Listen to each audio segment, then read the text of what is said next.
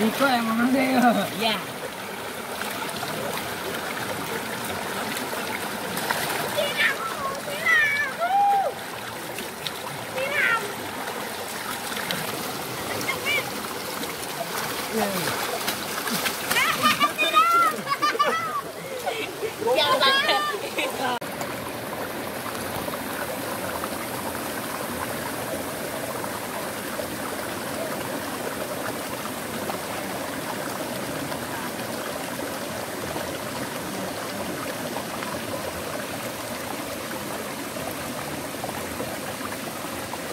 Sampurasun.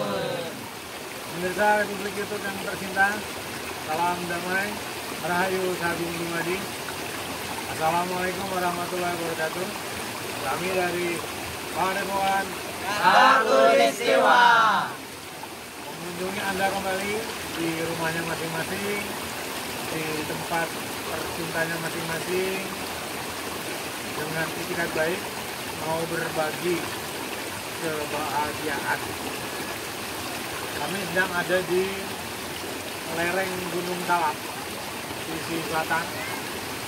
Naiknya dari Cidahu, lewat Girijaya, melewati Pesarian Eyang Santri, terus mendaki ke atas, naiki gunung, lewati lembah bersama Ninja Hattori, kira baru sampai.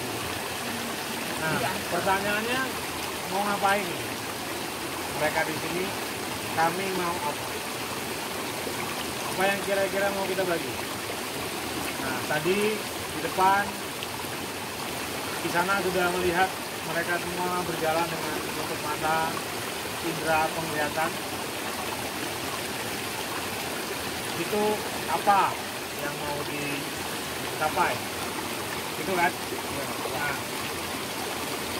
siapa yang mau berkomentar? Satu orang. Apa yang tadi kamu dapat waktu mulai jalan tutup mata sampai kita selesai dan sebelum tiba sampai di sini? Saya mau berbagi. Saya Bang. Ya. Gimana tuh? Tadi pengalaman saya yang saya dapat itu Bang, ketika saya sedang berjalan dan saya menutup mata itu apa ya? Saya itu mengalami ketakutan Bang, ketakutan yang luar biasa karena samping kiri jurang, samping kanan tebing. Dan ketika saya berjalan saya tidak tahu nih apakah yang saya injak itu benar-benar tanah ataukah memang saya injak itu jurang. Aduh, itu sungguh luar biasa. Tapi dari situ ada salah satu indera yang memang apa ya, dia aktif secara maksimal, secara lebih gitu Bang, yaitu indera perasa di kulit kaki terutama. Wah, itu benar-benar lebih daripada yang biasa gitu, karena kan saya cuma nyeker ya, nggak pakai sepatu gitu ya. Jadi langsung bersentuhan sama tanah, bisa bedain antara tanah, batu, rumput, itu rasanya beda gitu. Nggak menabrak batunya, iya, nggak menyeru batu dulu ya. Suaranya apa ada lagi?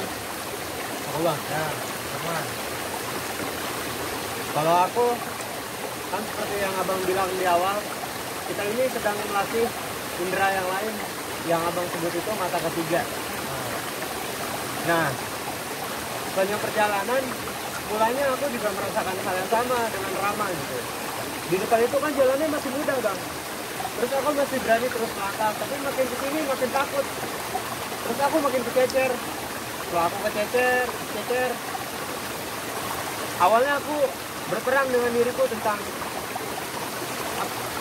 haruskah aku mentang-mentang aku yang lebih tua, aku yang lebih dulu belajar dengan abang, apakah harus aku yang lebih dulu sampai? Haruskah yang lain itu tidak lebih hebat dari aku? Gitu. Sampai kemudian seperti ada yang membimbing, itu seperti rasa Bang, tapi nggak ada suaranya gitu. Dia tuh seperti memberitahu apa yang ada di depan, tapi sangat pendek gitu Bang. Seperti melangkah di depan sebelumnya. Cuman akunya itu kurang yakin aja.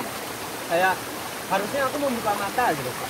Tapi karena aturan dari abang itu sudah mulai membuka mata, ketika aku membuka mata, aku mengutuki diriku sendiri gitu.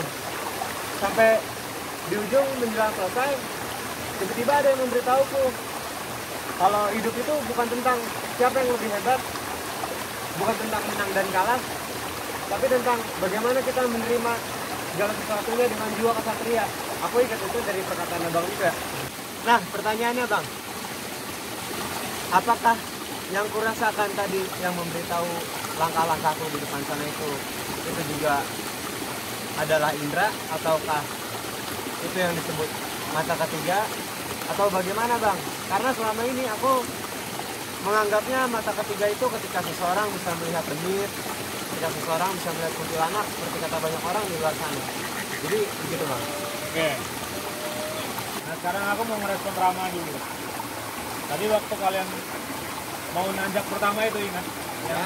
Ada jembatan bambu. Ya. Kan kalian berpapasan sama mamang-mamang nih. Ya. Yang secara sukarela menunjukkan jalan, jangan ke situ teng, kadia, eta. Nah, itu ternyata dia padepokan juga, di padepokan di bawah warga sini. Aku lama ngobrol sama dia di bawah itu, terus kami saling bertukar informasi dan bertukar beda. Saya senang melihat anak muda kayak gitu. Sekarang anak muda tahunnya ke Curug cuma foto-foto, bikin sampah, ke alam, ke gunung, cuma dapat capek, merusak alam, termasuk merusak diri. Bukannya malah memperbaiki diri, tapi malah tambah merusak diri. Nah, syukurnya ada orang tuh yang mau mengapresiasi ya. Itu baru satu, nanti semakin lama akan lebih banyak orang yang akan terlibat dalam kegiatan-kegiatan seperti yang kita lakukan ini. Saya keluar bawah tadi dia bilang pakai rasa dan rasa dan pakai kepekaan dan rasa. Kepekaan dan rasa yang dimaksud sama si mamang itu tadi, itu yang sebenarnya sudah kalian alami dan lakukan secara langsung, melawan rasa takutnya, panikannya, nggak yakinnya, ragu, mati nggak nih kalau jatuh, iya. Kalau lengit gimana di bawah, kalau ketulung, wah kan gitu kan, semua itu itu racun, itu pikiran. Kadang-kadang dia bisa jadi suara lewat halusinasi. Itu yang terjadi juga sama Lukman. Suara itu kumpulan dari rekaman-rekaman audio kita di perjalanan masa lalu tentang ketakutan, keraguan, nggak yakin, yang dikumpulin sama memori otak kita. Pas ketemu momennya dia keluarin lagi. Ingat tuh seperti penjelasanku sebelumnya tentang corona. Ada begitu banyak orang yang rusak keimanannya pada hidup, kepercayaannya pada diri dan Tuhannya, dikumpulkan sama alam, satu pabrik diolah, dikembalikan jadi virus namanya corona, makan untuk berbadan bunuh diri. Kira-kira kayak gitu, sama seperti yang tadi kalian alami. Kalau kita lihat pakai mata indera gini ya, secara kasar memang kita melihat sesuatu, tapi secara batin ada banyak hal yang nggak kita bisa lihat, dan itu baru bisa kamu lakukan kalau kamu menutup mata ini. Dan itu kamu alami tadi kan, ada misalnya seberkas sinar lah, entah cahaya sinar itu beda. Terus atau kamu mendengar suara yang sifatnya seperti sinyal atau sonar, echolocation, seperti yang digunakan oleh kelelawar itu. Atau kamu mengindra rabamu di bawah, di kaki ya, mengekolokasi juga tapi dari bawah dengan menjejak pelan-pelan ini. Dia dicampur rasa takut dan lain-lain, tapi kamu berhasil jalan pelan-pelan. Seperti yang sudah kalian buktikan sendiri dalam perjalanan hidupnya masing-masing. Indra kita ini yang konon katanya 5, padahal bukan. Ditambah indra ke-6 yang seperti tadi Lukman bilang itu yang bisa ngeliat gandarwa, kuntil, mama dan lain-lain, itu ahok itu, ahok pakai S, ahok ya. Enggak begitu, enggak. Indra ke-6 atau mata batin itu tidak sama dengan mata ketiga. Nanti kapan-kapan kita kaji indra itu ada berapa. Yang 5 ini aja enggak terlatih kok. Kita kan cuma sekadar punya, tapi enggak termanfaatkan dengan baik. Ya buktinya tadi, tutup kelopaknya kelar kamu langsung. nggak bisa ngapa-ngapain. Padahal tinggal disuruh jalan doang. Kakinya ada, telapak kakinya masih bisa ngerasa, tanahnya masih ada. Kamu gagap menjalani, membawa tubuhmu sendiri di atas bumi. Itu gimana kalau matanya buta sekali ya?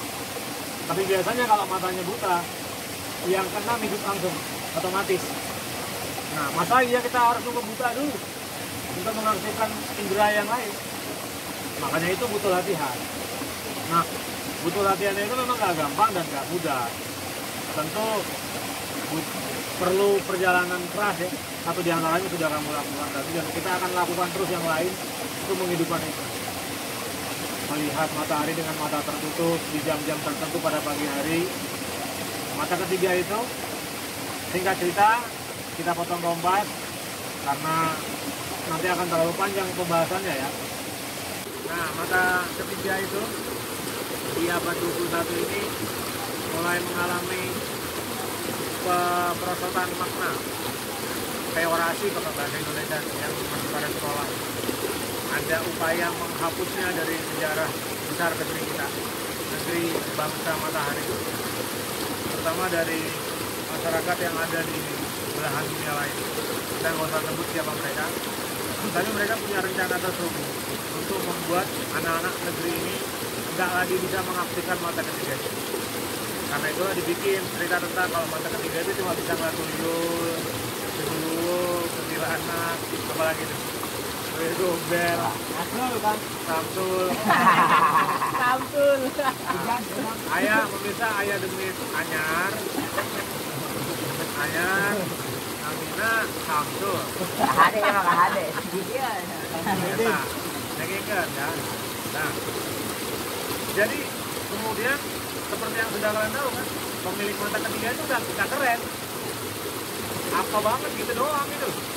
Bisa punya mata ketiga cuma bisa ngeliat makhluk yang kagak jelas, yang kagak ada keren-kerennya acan. Oke. Padahal nggak begitu ceritanya.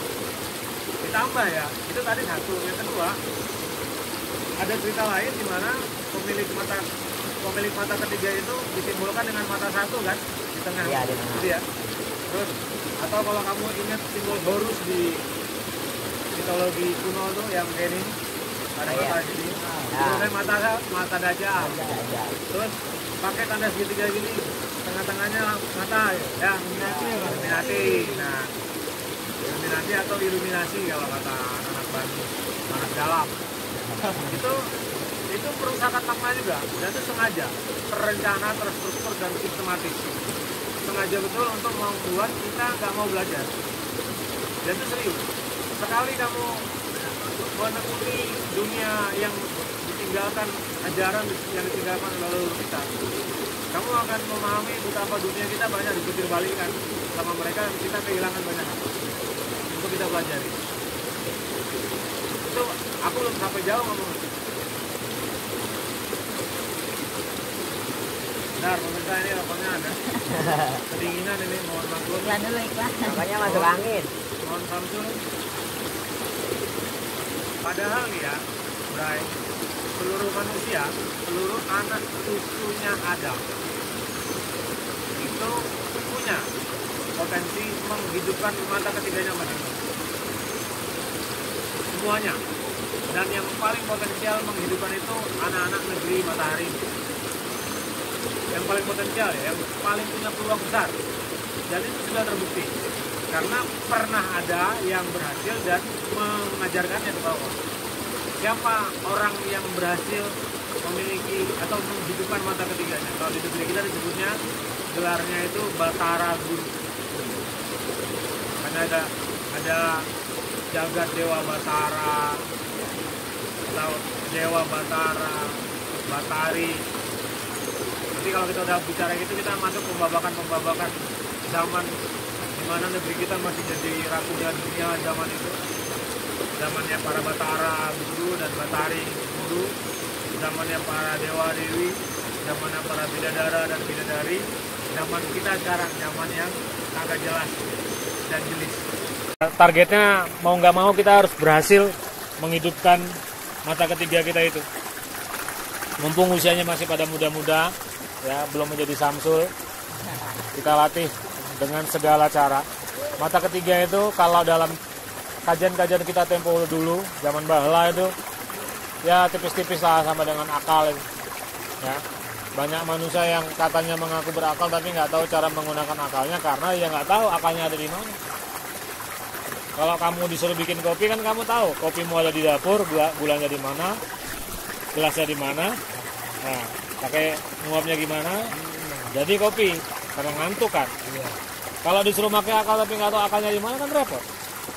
Apa yang mau dipakai? Sama, jadi si mata ketiga itu memang kenapa ditaruhnya di sini? Karena memang tempatnya itu di sekitaran situ. Cuma nggak persis di keningmu. Nah, bentuknya itu kalau di dalam bahasa ilmiahnya disebutnya pineal gland. Dalam bahasa ilmiahnya itu pineal gland. Karena mirip seperti buah pinus. Kecil dia. Kacang polong. Kacang polong atau buah pinus.